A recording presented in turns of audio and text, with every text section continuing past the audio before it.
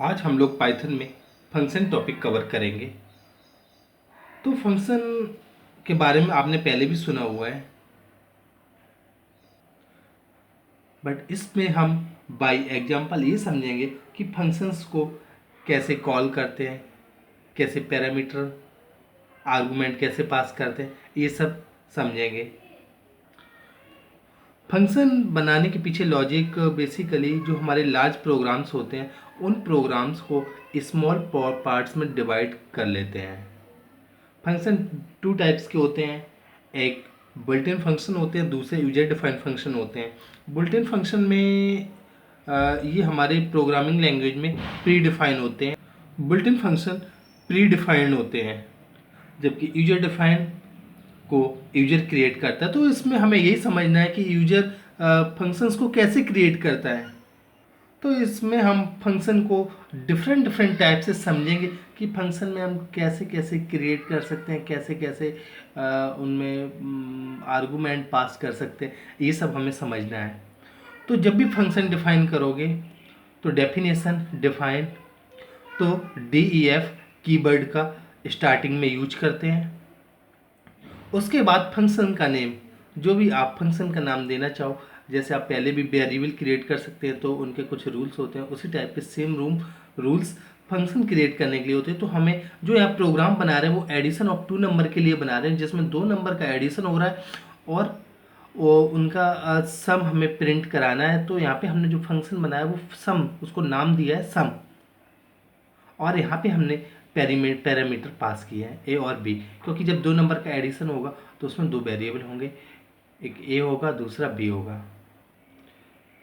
C equal to A plus B print C. तो ये जो इतना पार्ट है इसमें हमने फंक्शन को डिफाइन किया है, DEF से लेके DF सम ए कॉमा बी कॉलन। तो यहाँ से इंडेंटेशन पार्ट शुरू होगा, इसका ध्यान खास तौर से ध्यान रखना है इंडेंटेशन का। तो यहाँ पे C equal to A plus B, तो ये आपका फंक्शन है। अब हमने फंक्शन क्रिएट कर दिया, अगर हम यहाँ पे प्रिंट कराएंगे फंक्शन, इस प्रोग्राम को रन कराएंगे तो क्या इसका आउटपुट आएगा? नहीं, इसका आउटपुट नहीं आएगा, क्योंकि जब तक फंक्शन को आपने कॉल तो कर दिया, फंक्शन को डिफाइन तो कर दिया, जब तक आप कॉल नहीं करोगे फंक्शन को तो उसका आउटपुट नहीं आएगा। तो हमने यहाँ पे फंक्शन को कॉल किया, सम 2 वेरिएबल पास किए 10, 20। अगर हमें ये समझना है ये फंक्शन कैसे वर्क करेगा तो हमने फंक्शन क्रिएट कर दिया और फंक्शन को कॉल भी कर दिया। जब इसको इंटरप्रेटर में ये प्रोग्राम जाएगा तो ये सीधे पहुंचेगा 4th स्टेप पे। ये आपका फर्स्ट लाइन है, ये आपका सेकंड लाइन है, ये आपका थर्ड लाइन है, ये आपका 4th है। तो ये सीधे पहुंचेगा 4th पे। तो देखेगा कि फंक्शन कॉल हो रहा है, फंक्शन कॉल हो रहा है, सम फंक्शन है वो कॉल हो रहा है, तो वो सीधे पहुंचेगा डेफिनेशन पे जाएगा, यहाँ उसको रीड करेगा। तो जब देखेगा कि हाँ इसके पास तो 2 पैरामीटर हैं ए और बी, इनकी वैल्यू कहाँ से आएगी, तो ये इससे फंक्शन जहाँ कॉल हो रहा है उससे कंफर्म करेगा कि मेरे पास 2 अननोन पैरामीटर हैं, उनके लिए वैल्यू चाहिए। तो फिर ये बोलेगा हाँ मैं अपने साथ वैल्यू लेके आया हूँ 10 और 20, तो ये वैल्यू यहाँ से पास हो जाएंगे, ये आर्गूमेंट यहाँ से पास हो जाएगा पैरामीटर में। C equal to A plus B print C, ये वैल्यू यहाँ आ जाएगी। अब इसमें अगर आपको देखना है तो ए की जगह 10 वैल्यू जाएगी और बी की जगह 20 जाएगी, ये खास तौर से ध्यान रखना है। तो C इक्वल टू ए में 10 आएगा, बी 20 आएगा और प्रिंट सी, और ये प्रोग्राम कंपाइल रन हो जाएगा और इसका आउटपुट आ जाएगा 30। एक हम सेकंड एग्जांपल देखते हैं। यहाँ हमने फंक्शन क्रिएट करा डिफाइन सम, यहाँ पे हमने कोई पैरामीटर पास नहीं किए, हमने यहाँ पे डायरेक्ट सभी की वैल्यू पास कर दी, A equal to 10, B equal to 20, C equal to A plus B print C. तो ये पूरा फंक्शन हो गया। इस फंक्शन को अब हम यहाँ पे सीधा कॉल करते हैं। अब आप देखोगे जब यहाँ पे कोई पैरामीटर नहीं है तो यहाँ पे आपने कोई आर्गुमेंट नहीं पास किया, आप सीधे क्या करोगे, सीधे फंक्शन को कॉल कर लोगे। पैरेंथेसिस के अंदर आपको कोई भी आर्गुमेंट पास नहीं करना।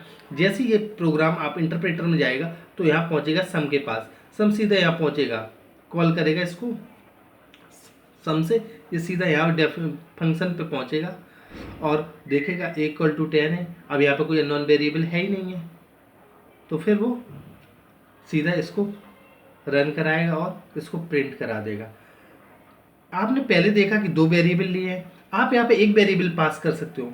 हमने a की वैल्यू 10 दे दी, यहाँ पे b हम यहाँ पे 20 कर सकते थे, सिंगल वेरिएबल को और यहाँ पे पैरामीटर में दे सकते थे, और उसको फिर जब आर्गुमेंट में हमें देना होता तो केवल हम b की वैल्यू को पास कर देते 20 यहाँ पे। You understood. यहाँ हम एक तीसरा एग्जाम्पल देख रहे हैं जिसमें वैल्यू को रिटर्न करना है। जब भी हम वैल्यू को रिटर्न करते हैं, वैल्यू को रिटर्न कराना होता है तो वैल्यू को दूसरे वेरिएबल में रिसीव कराते हैं, ये बात आपको याद रखना है, और फिर उसको प्रिंट कराते हैं। जो भी वैल्यू को रिटर्न कराना है उसको एक दूसरे वेरिएबल के समय रिसीव करना होगा। यहाँ पर फंक्शन क्रिएट किया, define sum A B semicolon, indentation का ध्यान रखना है, C equal to A plus B, return. तो हमने इसमें दे दिया आपको 1 2 3 4 5 6 7 लाइन का एक ये प्रोग्राम है जो एडिशन ऑफ 2 नंबर का है। हमने यहाँ पे ये फंक्शन को डिफाइन किया हुआ है, इसमें वैल्यू रिटर्न हो रही है जबकि यहाँ पे प्रिंट नहीं हो रही, जो भी वैल्यू है वो रिटर्न होगी सी। उसके बाद हमने आर्गुमेंट पास किया x equal to 10 y equal to 20, z जो भी ये सी रिटर्न वैल्यू आएगी उसके लिए z इक्वल टू में सम x y, 2 आर्गुमेंट पास की और फिर प्रिंट कराया z को। तो ये तो हमारा फंक्शन हो गया और ये हमारा आर्गुमेंट होगा।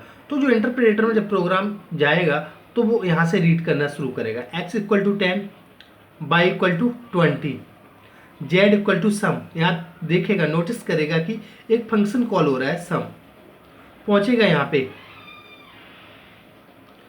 तो देखेगा कि हाँ जो वैल्यू है x और y है तो x की जगह a और y की जगह b की जगह y, a की जगह x और b की जगह y वैल्यू उनको एक्सेस करा लेगा। x इक्वल टू 10 यहाँ पास हो जाएगा और y इक्वल टू 20, तो a की जगह आ जाएगी 10 और b की जगह आ जाएगी 20। c इक्वल टू क्या हो जाएगा a प्लस बी, ये वाला पार्ट रन होगा। देन ये वाला प्रोग्राम एग्जीक्यूट होगा, रिटर्न c, जो भी वैल्यू होगी c की 30 रिटर्न कर देगा इसको।